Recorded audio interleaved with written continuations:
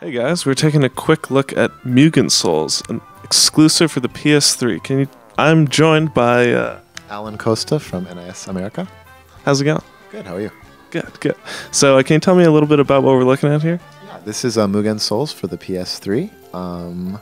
This is a traditional Japanese RPG, and I was a translator on this game, and I'm going to be showing it to you.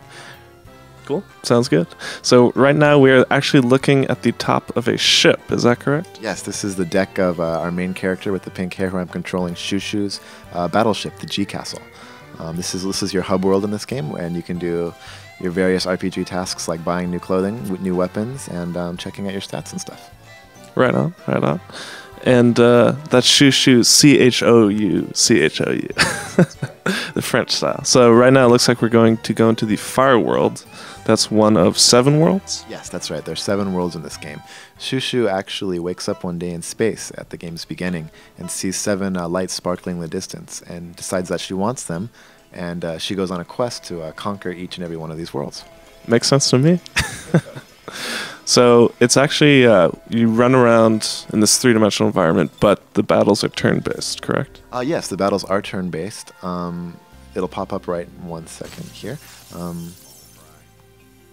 You have a wide-open battlefield here, and the blue part is the character that I'm controlling, Ryuto, his movement radius, and the pink that you see is his attack radius. So I'm going to go to an enemy right here, and I'm going to smack them around. So when your characters are adjacent to each other, or have adjacent turns rather, they will do wild and crazy attacks like this. I am loving this right now. And there are like tons of these types of team-up attacks, right? Yeah, there's lots and lots and lots. Basically, we want to squeeze as many of these wild attacks into as many battles as possible, it looks like. Exactly. Now I'm going to show you a special feature that only Shushu has. Shushu has an ability called the Moe Kill. And what that is using her current affinity, she chooses phrases to entice the enemies to join her team. And once they do so, they become these cute little rabbit guys called Shampuru, and they're forever her slaves after that. I imagine every woman wishes they had this power. Once Shushu does this, she's actually able to continue her term as normal. So being a main character has its advantages. Very nice. Spell to raise the power/ability of one ally. Little self-sacrifice there. It looks like it was worth it. Exactly. Let's see. Let's see if I can get another special attack in here. I'm a little far away. And so it's 4 party members per fight. Yes, that's correct. There are more characters that you get in your party throughout the game, but in battle you're limited to 4. Cool. And you can see their order at the top there. What I'm doing right now, it's a special thing in battle called the blast-off system. When you use a skill, you actually end up ricocheting your enemy around the battlefield. And I'll do that right now. So as your enemy bounces, there's more and more power that you can use a power meter to increase. And as he bounces around, he will hit enemies and allies alike and inflict damage. So it sounds like pool, basically. Yeah, it is. Later on in the game, it becomes really strategic as you knock the enemies around here and there. Very cool.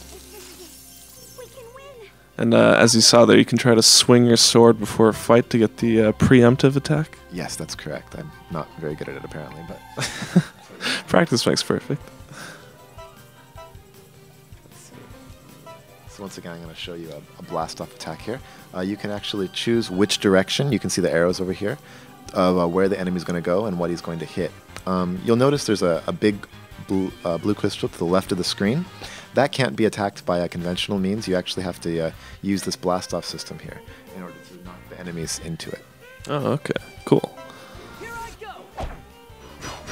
So it looks like this will be an advanced tactic of later battles. Yeah, exactly. A big part of this game is getting a lot of points from battles, so you can increase your damage cap, your level cap, and things like that. And getting points requires you to use the system really well to knock the crystals around and knock your enemies around and things like that.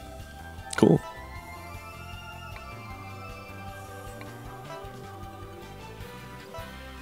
And it looks like there are tons of items. So actually, items can be upgraded in Mugen Souls. Can you explain that a little bit? Sure.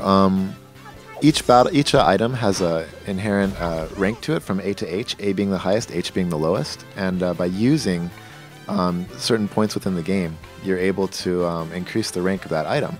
So it's entirely possible that a weapon that you got maybe 3 or 4 worlds earlier, if you spent time increasing its level and things like that, it will be able to be more powerful than a weapon that's current. So the player has the choice to continue to use that or maybe move on to something new. Very cool. Now, how will we be able to tell if the Moe kill is actually successful? Well, it looks like Shushu's about to moe some people right now, so I'm going to defend with everybody else and show you how that works. The anticipation is killing me.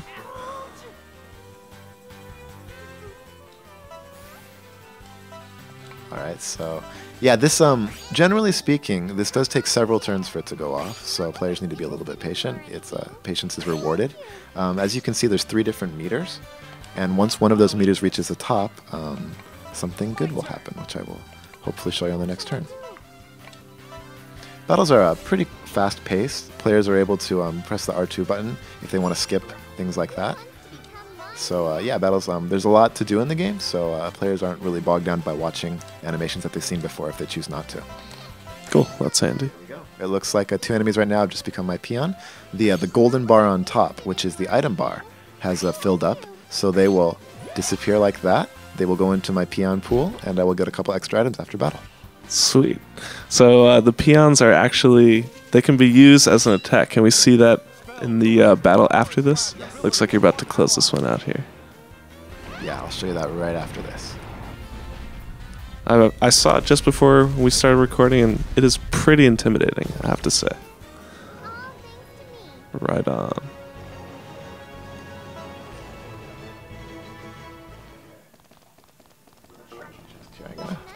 It's the RPG habit I have to open trigger. I can't blame you. I cannot blame you. This Far World music is awesome. It's reminding me of Mario 64. Yeah, the music was actually done by Tenpei Sato. If anyone's familiar with him, he's done a lot of he's done all our work for the Disc-Eye games and stuff like that. His music's really fitting for the game and a lot of fun too.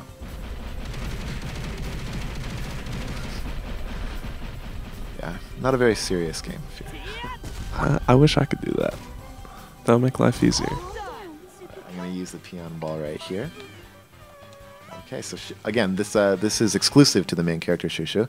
As you create those shampuru, like I showed you before, in the upper left-hand corner of the screen, you'll see the peon ball, and it'll get bigger and bigger the more shampuru you get. So by using the peon ball in combat, she summons this giant amalgamation of peons and slams them into the enemy. Right now it's pretty small, it's only 14 meters, but as the game increases and you get more, this thing can become, you know, several kilometers to beyond. It's pretty overwhelming. It looked like it worked pretty effectively there. Cool, so when can we expect Mugen Souls to be released? It comes out October 16th of this year. Right on. So that was a quick look at Mugen Souls. Thanks so much. Thank you very much. I enjoyed it. And if you want to read more, go to GamesRadar.com. Thanks, guys.